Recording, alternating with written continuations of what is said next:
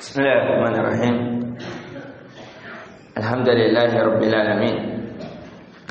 Wassalatu wassalamu ala Rasulillah amma ba'd. Assalamualaikum warahmatullahi wabarakatuh. Tidak ada kalimat yang lebih layak membasahi lisan kita di kesempatan kali ini kecuali kalimat syukur kepada Allah yang dibenarkan oleh hati dan fikiran kita dan dibenarkan pula oleh anggota badan kita dengan ruku dan sujud kepadanya. Kemudian di pertemuan sebelumnya alhamdulillah kita telah membahas dari 3 pembahasan tentang ahaditsu fi islahil qulub, tentang hadis-hadis, pembicaraan tentang bagaimana memperbaiki hati. Yang alhamdulillah di pembahasan pertama Syekh Abdul Razak Al-Abbad Al-Badri bin Abdul Muhsin mengingatkan kepada kita bahwa hakikat suatu amalan baik atau tidaknya itu asalnya ada pada hati. Kemudian Syekh mengingatkan kepada kita bahwasanya hati itu memiliki banyak sifat. Sifatnya bisa berbolak-balik, bisa bertahan, bisa bergeser, masih labil, ataukah dia sudah dewasa. Itu tergantung dari keimanan dan keilmuan seseorang setelah taufik dan hidayah dari Allah. Kemudian di pembahasan ketiga Syekh mengingatkan kepada kita bahwa hati adalah wadah Allah di muka bumi, terlebih khusus hati orang-orang yang saleh. Adapun di pertemuan yang keempat ini Syekh Abdul Razak Al-Abbad memberikan judul kepada kita muharrikatil qulub, motorik penggerak dari hati itu. Jadi hati itu tidak mungkin bergerak, tidak mungkin terdorong kalau tidak ada dari 3 rukun dari ibadah ini. Apa rukun dari 3 ibadah itu? Kata Syekh, salatatu wahiyya al-mahabbatu war-raja' wal-khauf. Jadi motorik pendorong hati itu ingin melakukan ketaatan kepada Allah itu terdorong dengan 3 hal. Al-mahabbah, cinta seorang hamba kepada Allah. Wal-raja, harapan seorang hamba kepada Allah. Wal-khauf, dan sifat takut seorang hamba kepada Allah. Ini dari rukun ibadah. Ketika seseorang baik ibadahnya kepada Allah, pasti yang mendominan pada hatinya ada 3 hal ini.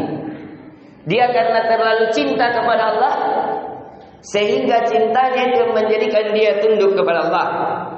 Maka dari itu seorang penyair mengatakan, innal muhib liman yuhibbu muti'u taksil ila wa anta tadharu hubbu.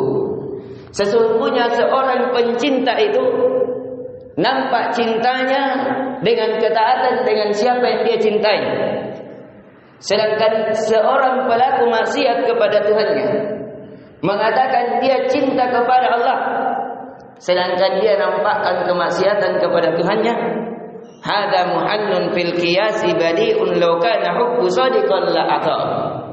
Maka ini sesuatu yang mustahil. Bagaimana bisa terpikirkan? Bagaimana sesuatu ini hal yang tidak mungkin ada bagi seseorang yang mengatakan bahwa dia cinta kepada Allah dengan cinta yang jujur, sedangkan dia tidak melakukan ketaatan kepada Allah. Seseorang kalau jujur cintanya kepada Allah, maka dia melakukan ketaatan kepada Allah. Mengapa? Mengapa dia mencintai Allah? Karena dia yakin bahwa cinta yang terbalaskan hanyalah cinta kepada Allah. Cinta yang tidak akan sirna hanyalah cinta kepada Allah. Dan dia mencintai Allah karena terlalu banyak kebaikan yang Allah berikan kepadanya. Maka dari itu dalam surah An-Nahl Allah berfirman, "Wa ma bikum min ni'matin fa minallah." Dan apa saja dari nikmat-nikmat Allah, zahir maupun yang batin, yang kecil hingga yang terbesarnya, ketahuilah itu datangnya dari Allah. Wa qala ta'ala wa in ta'uddu ni'matallah la tuhsuha.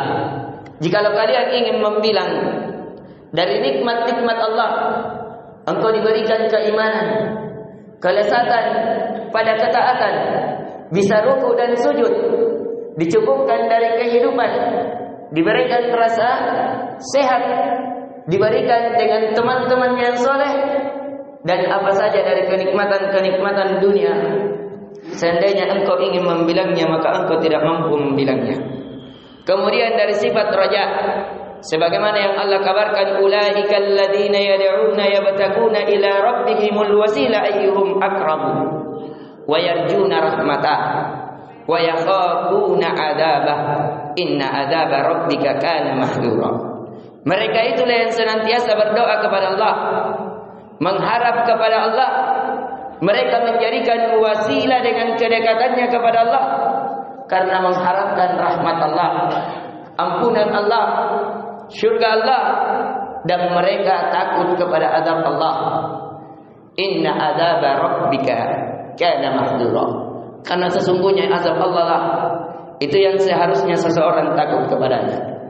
Maka di sini seseorang sekali lagi kita ingatkan bahwasanya penggerak hati itu ada 3. Karena lahirnya rasa cinta di dalam hati, harapan di dalam hati, dan sifat takut di dalam hati. Tentunya 3 ini tidak boleh terpisahkan. Dia akan dominan tergantung dari keadaan seorang hamba. Ketika ingin melakukan ketaatan, hendaknya yang lahir adalah rasa cinta dan harapan. Tapi ketika ingin meninggalkan maksiat, maka yang lahir rasa cinta dan sifat rasa takut di dalam hatinya, sehingga dia bisa meninggalkan kemaksiatan. Maka dari itu sekte-sekte yang keluar dari jalan ini tidak memiliki rasa cinta, tidak memiliki rasa takut dan harapan, maka akan tergelincir. Sebagaimana misalnya orang-orang Khawarij, orang-orang yang membunuh Utsman bin Affan, itu karena terlalu tinggi rasa takutnya, tapi kurang rasa harapannya kepada Allah, kurang cintanya kepada Allah dan kepada para sahabat, sehingga dia tergelincir. Dan begitu pula sebagian orang-orang sufi mengatakan bahwasanya kalau kamu hanya beribadah untuk hanya surga, beribadah hanya untuk terhindar dari neraka, maka tidak usah. Padahal Allah sudah tegur di dalam Al-Quran bahwasanya innal ladzina yakhshawna rabbahum bil ghaibi lahum maghfiratun wa ajrun karim. Sesungguhnya orang-orang yang beribadah dengan penuh rasa takut dan harapan kepada Allah, mereka itulah yang mendapatkan ampunan Allah dan balasan yang besar di sisinya. Ini yang bisa kita ingatkan, inti pelajaran bisa kita petik, bahwasanya hati tergerakkan itu kalau lahir dari 3 hal pada hati seseorang. Rasa cinta pada hati seseorang kepada apa yang dia mau lakukan, kemudian rasa takut sehingga dia takut kalau dia lakukan dia terhindarkan, dan rasa harapan sehingga ia rela berkorban. Maka dari itu yang dibacakan oleh imam kita tentang ayat tentang jihad, orang-orang yang dicintai oleh Allah, alladzina yuqatiluna fi sabilihi saffan, yaitu orang-orang yang berjihad di jalan Allah dengan berbaris bersaf, dengan rapi, dengan menjual jiwa-jiwa mereka dan harta-harta mereka di jalan Allah.